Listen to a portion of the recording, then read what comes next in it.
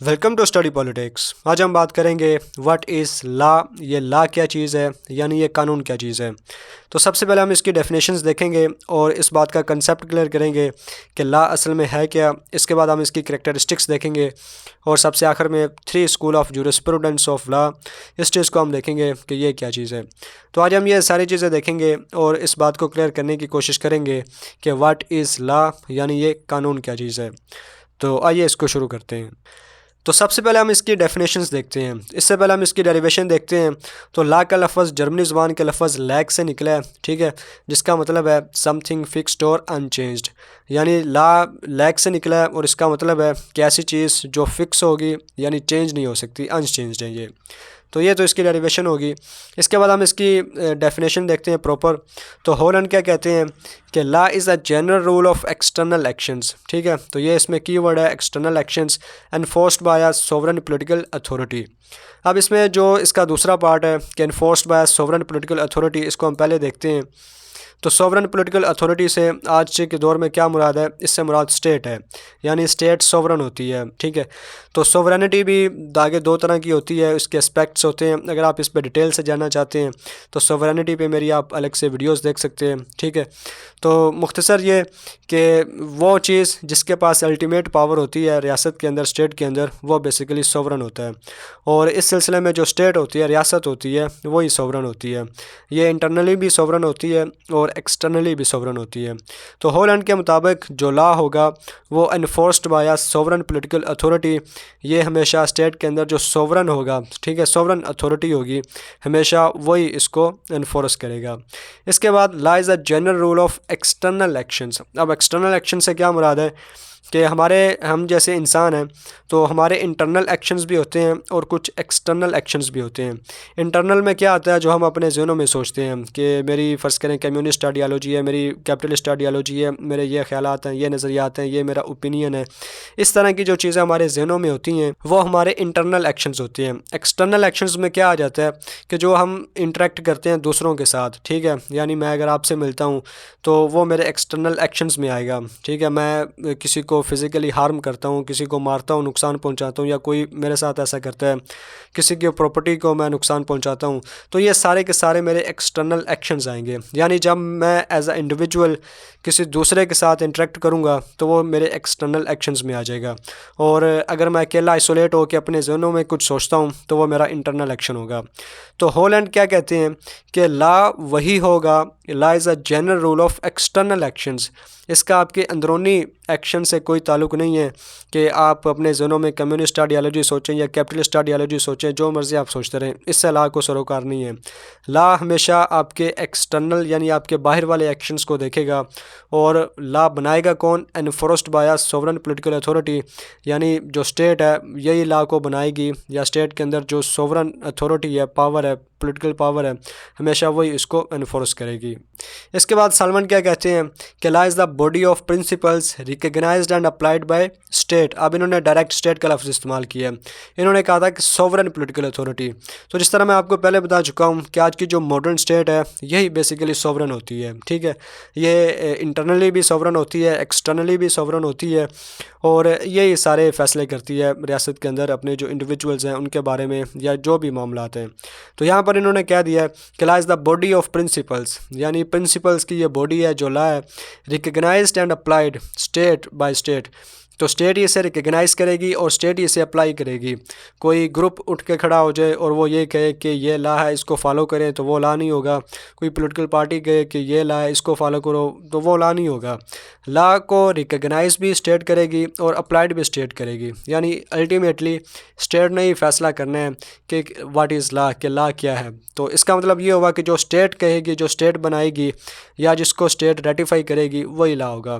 In the administration of justice, انصاف کے معاملات میں۔ تو انصاف کے معاملات میں جو پرنسپلز جو باڈی آف پرنسپلز ہے، ٹھیک ہے، جس کو اسٹیٹ ہی ریکگنائز کرتی ہے اور اسٹیٹ ہی اپلائی کرتی ہے، تو وہ لا ہے سلمان کے مطابق۔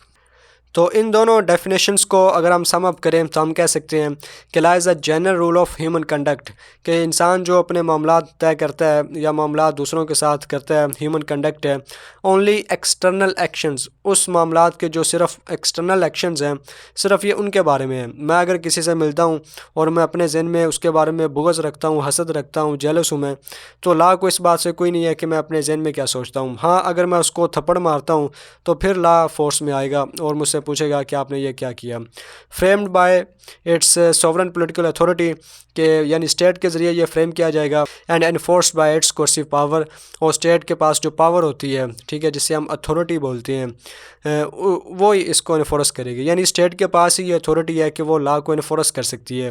فرض کریں میں یہاں پہ بیٹھ کے کہوں کہ یہ ایک لا ہے، اس کو فالو کرنا ہے، اور جو فالو نہیں کرے گا اس کو فلاں پینلٹی ملے گی، تو یہ تو ایک مذاق ہی ہو گیا نا۔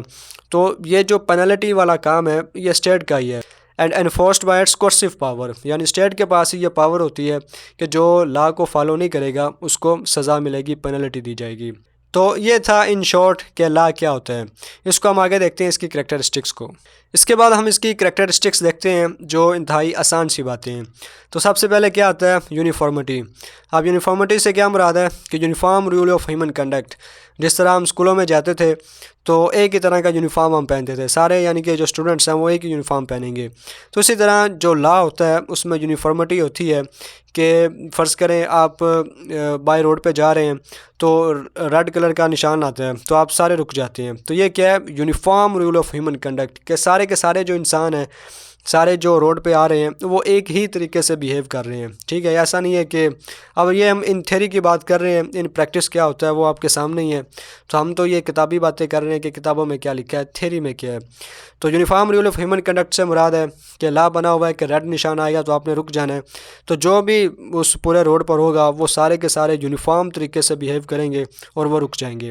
اس کے علاوہ what ever the circumstances are individuals will do اور ریفرین، ٹھیک ہے، تو کچھ بھی حالات آ جائیں، جیسا بھی ہو جائے، انڈیویجولز ول ڈو، یعنی جو لا کہتا ہے کہ یہ کرو، انڈیویجول یا تو وہ کریں گے، اگر لا کہتا ہے کہ یہ نہ کرو، ریفرین رہو، تو وہ پھر اس سے ریفرین رہیں گے۔ یعنی ایسنس کیا ہے کہ انڈیویجولز ایک ہی طریقے سے یونیفارم طریقے سے بیہیو کریں گے۔ اس کے بعد آتا ہے یونیورسلٹی، ٹھیک ہے۔ اب اس سے کیا مراد ہے کہ apply two whole nation no exception, کہ جو لا ہوتا ہے وہ یونیورسل ہوتا ہے۔ مثال کے طور پر پاکستان کی ریاست ہے تو اس کے اندر جو بھی لا ہوگا وہ پاکستانی اسٹیٹ کے اندر، پاکستان کی باؤنڈری کے اندر یونیورسل ہوگا، ٹھیک ہے، یعنی پاکستان کا ہر ایک شہری اس کو فالو کرے گا، ٹھیک ہے۔ Apply two whole nation no exception, لا نوز نو ایکسیپشن۔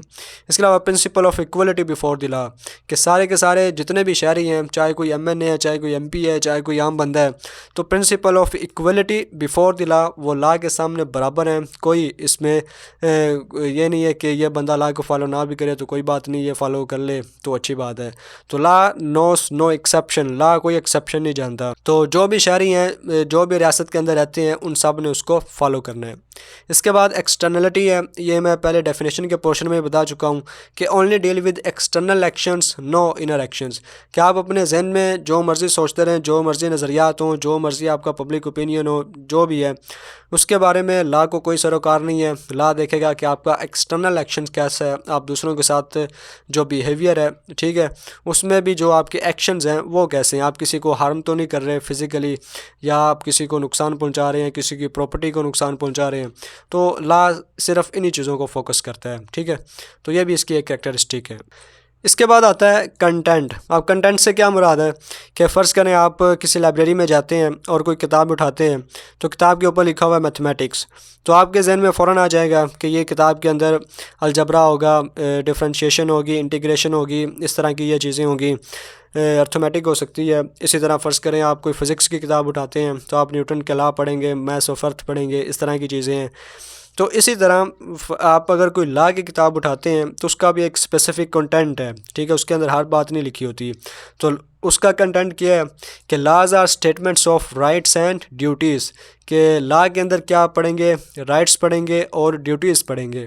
اب رائٹ کیا ہوتا ہے ہم جانتے ہیں کہ یہ حق ہوتا ہے، ڈیوٹی کیا ہوتا ہے یہ دوسرے کا کام ہوتا ہے، فرض ہوتا ہے۔ ایک بندے کا رائٹ دوسرے کی ڈیوٹی ہوتا ہے، ایک کی ڈیوٹی دوسرے کا رائٹ ہوتا ہے۔ تو لا بیسیکلی ان چیزوں کو ڈیفائن کرتا ہے کہ کس شخص کا، کس انڈیویجول کا کیا رائٹ ہے اور کس کی کیا ڈیوٹی ہے۔ اس کے علاوہ اس کے کنٹینٹ میں کیا آتا ہے کہ define necessary relation between individuals, کہ ہم جو انڈیویجولز ہیں ہم نے ایک دوسرے سے انٹریکٹ کرنا ہے، ظاہری بات ہے ہم نے معاشرے میں رہنا ہے اور ایک دوسرے سے انٹریکٹ کرنا ہے۔ تو اس انٹریکشن کے نتیجے میں جو ریلیشنز ہیں اس کو ڈیفائن کرتا ہے لا، کہ وہ کس طرح کے ہونے چاہیے۔ یعنی مختصر یہ کہ ایسے ریلیشن ہونے چاہیے کہ جس سے معاشرے میں پیس رہے، ٹھیک ہے، امن رہے، نہ کہ انارکی ہو یا کوئی اور جنگ جیسی صورتحال پیدا ہو۔ تو لا میں بیسیکلی یہ ساری چیزیں ہوتی ہیں۔ اس کے بعد آتا ہے فارمولیشن، یعنی لا کو بناتا کون ہے۔ تو لا از recognised when applied by state, یعنی جو لا ہے اس کو ہمیشہ اسٹیٹ ہی بنائے گی، اسٹیٹ ہی اس کو ریکگنائز کرے گی، یہ بھی بات پیچھے ہو چکی ہے۔ تو آج کے ماڈرن دور میں ہم اسے لیجسلیچر بولتے ہیں، کہ جس طرح ہماری قومی اسمبلی ہوتی ہے، نیشنل اسمبلی، تو اس کے اندر جو ہمارے قومی نمائندے ہوتے ہیں، عوامی نمائندے، وہ بیٹھے ہوتے ہیں، لیجسلیشن کرتے ہیں، آئین سازی کرتے ہیں، قوانین بناتے ہیں۔ تو آج کے دور میں بیسیکلی جو لیجسلیچر ہوتا ہے یہی قوانین بناتا ہے۔ Mayor custom is not binding, ٹھیک ہے، جو ہمارے کسٹمز ہوتی ہیں، روایات ہوتی ہیں، یہ نہ تو لاز ہوتی ہیں اور نہ ہی یہ بائنڈنگ ہوتی ہیں۔ مثال کے طور پر اگر کوئی شادی ہوتی ہے تو شادی میں جو ہم مہندی کی تقریب کرتے ہیں تو یہ ایک کسٹم ہوتی ہے۔ فرض کریں ایک شادی ہوتی ہے اور اس میں فیملیز مہندی کی رسم کو نہیں کرتی، تو یہ تو نہیں ہوگا کہ پولیس آئے گی اور وہ کہے گی کہ آپ نے یہ مہندی کی رسم نہیں کی تو آپ کو سزا دی جاتی ہے، ٹھیک ہے۔ تو جو کسٹم ہوتی ہے بیسیکلی، جو روایات ہوتی ہیں جو پیچھے سے چلی آ رہی ہوتی ہیں، یہ بائنڈنگ نہیں ہوتی، ٹھیک ہے۔ آپ اس کو فالو کرنا چاہیں کریں، نہیں کرنا چاہتے تو آپ نہ کریں۔ لیکن اگر شادی میں آپ یہ دیکھیں کہ لڑکے کی عمر 12 سال ہے، لڑکی کی عمر 10 سال ہے، ٹھیک ہے، تو پھر آپ دیکھیں گے کہ اس پر لیگل ایکشن لیا جائے گا، پھر اسٹیٹ اس میں انٹرفیئر کرے گی۔ تو یہ چیزیں آتی ہیں کہ لا جو ہوتا ہے یہ کسٹمز کے بارے میں نہیں ہوتا، کسٹم کو آپ فالو کریں یا نہ کریں وہ آپ کی مرضی ہے، لیکن جب آپ لیگلی کسی چیز کو ریفرین کریں گے، فالو نہیں کریں گے، تو پھر آپ کو پینلٹی دی جائے گی، یا جو بھی لیگل پروسیجر ہے اس کے مطابق آپ کو لے کے چلا جائے گا۔ اس کے بعد اس میں آتا ہے سینکشن۔ سینکشن مختصر لفظوں میں کیا ہے کہ لا بنا ہوا ہے، اگر کوئی اس کو فالو نہیں کرتا تو اس کو سزا دی جائے گی، تو یہ سینکشن ہے۔ جس طرح آپ انٹرنیشنل سینیریو میں بھی اس کو سمجھ سکتے ہیں کہ جو امریکہ ہے اس نے چونکہ دنیا کو جنگ کے ذریعے، وار کے ذریعے سیولائز کرنے کا ٹھیکہ اٹھایا ہوا ہے، تو وہ بیسیکلی ہمیں تو یہ کہنا چاہیے کہ جو امریکہ کو فالو نہیں کرتا یا جو امریکہ کو ریزسٹ کرتا ہے تو اس کے خلاف پھر سینکشنز لگائی جاتی ہیں۔ تو یہی وہ چیز ہے کہ لا انفورسز by state if need be by کوسیو اور ریوارڈ، کہ لا جو ہوتا ہے یہ بیسیکلی اسٹیٹ کے ذریعے انفورس کیا جاتا ہے، اور اگر ضرورت پڑے تو پیچھے کورسیو پاور بھی ہوتی ہے، یعنی اگر کوئی کہتا ہے کہ میں نہیں فالو کرتا لا کو تو پھر پیچھے سے پاور لگائی جاتی ہے، کورسیو پاور جو اتھارٹی ہوتی ہے اس کو یوز کیا جاتا ہے، یا ریوارڈ بھی استعمال کیا جاتا ہے۔ اگر کوئی فالو کر رہا ہے تو اسے ریوارڈ دیا جاتا ہے، انعام دیا جاتا ہے، اگر کوئی نہیں بھی کر رہا تو اسے بھی ریوارڈ کے ذریعے آپ اپنی جو سفیر ہے، اپنا جو دائرہ ہے اس میں لا سکتے ہیں۔ اس کے علاوہ جو اسٹیٹ ہوتی ہے اٹ پنشز دوز ہو وائلیٹ لا، کہ جو اسٹیٹ ہوتی ہے یہ اس کو پنش کرتی ہے جو لا کو وائلیٹ کرتا ہے۔ اگین وہی چیز، اب اصل بات کہ فورس اور تھریٹ آف پنشمنٹ اور giving of reward is call it's sanction, کہ اسٹیٹ کے پاس جو یہ پاور ہے، جو اتھارٹی ہے کہ فورس اور تھریٹ آف پنشمنٹ اور giving of reward is called sanction. اب یہاں پہ جو اصل بات آتی ہے وہ اتھارٹی کی آتی ہے، ٹھیک ہے نا، کہ یہ صرف اسٹیٹ ہی ہوتی ہے، یہ ریاست ہی ہے جس کے پاس یہ پاور ہے کہ جو دوسروں کو پنش کرنے کی پاور رکھتی ہے، اتھارٹی رکھتی ہے۔ مثال کے طور پر اگر باہر کوئی مرڈر ہوتا ہے، کوئی کسی کا قتل کرتا ہے، تو ایسا تو نہیں ہے کہ میں جا کے اس بندے کو قتل کر دوں اور یہ آرگیومنٹ دوں کہ چونکہ اس نے اس بندے کو ناحق مارا ہے لہٰذا میں نے اس کو سزا دی ہے اور اس کو میں مار رہا ہوں، تو یہ میرے پاس اتھارٹی نہیں ہے آج کے دور میں، ٹھیک ہے۔ آج کے دور میں جو یہ اتھارٹی ہے، یہ پاور ہے، یہ اسٹیٹ کے پاس ہے کہ فورس اور تھریٹ آف پنشمنٹ اور giving of reward is call it's sanction, کہ کوئی بھی لا ہے اس کو اگر کوئی فالو نہیں کر رہا تو پھر اسے تھریٹ کیا جائے گا، اس کو پنشمنٹ دی جائے گی، یا کوئی فالو کر رہا ہے تو اسے ریوارڈ دیا جائے گا، نہیں بھی کر رہا تو اسے ریوارڈ کے ذریعے آپ اسے لا سکتے ہیں۔ تو یہی بات میں پیچھے امریکہ کی کر رہا تھا کہ امریکہ جس طرح ایران کی اگزامپل بیسٹ ہے کہ ایران اگر امریکہ کے رستے پر نہیں چلتا، امریکہ کی باتیں نہیں مان رہا تو اس پر سینکشنز لگائی جاتی ہیں، بلکہ لگی ہوئی ہیں کئی طرح کی۔ اب یہ تو ظاہری بات الگ موضوع ہے، صرف میں اس سے تھوڑا کنیکٹ کر رہا تھا۔ تو یہ تھا بیسیکلی آج کی ویڈیو میں. اس کے بعد ہے 3 اسکول آف جورسپروڈنس.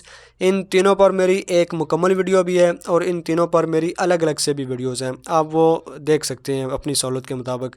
یہاں پر میں صرف آرگیومنٹ دے رہا ہوں کہ ان کے آرگیومنٹس کے ہیں.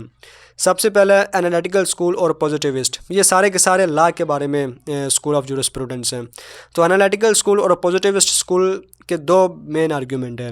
یہ کہتے ہیں کہ جو لا ہے یہ ہمیشہ اسٹیٹ ہی بنائے گی, یعنی جو سوورن پولیٹیکل اتھارٹی ہے, جو اسٹیٹ ہے, ہمیشہ لا وہی بنائے گی. نمبر 2, لا کے پیچھے فورس یا کورسیو اتھارٹی لازمی ہے, یعنی ایسا لا جس کے پیچھے فورس نہیں ہے, کوئی اتھارٹی نہیں ہے, تو وہ لا ہی نہیں ہے.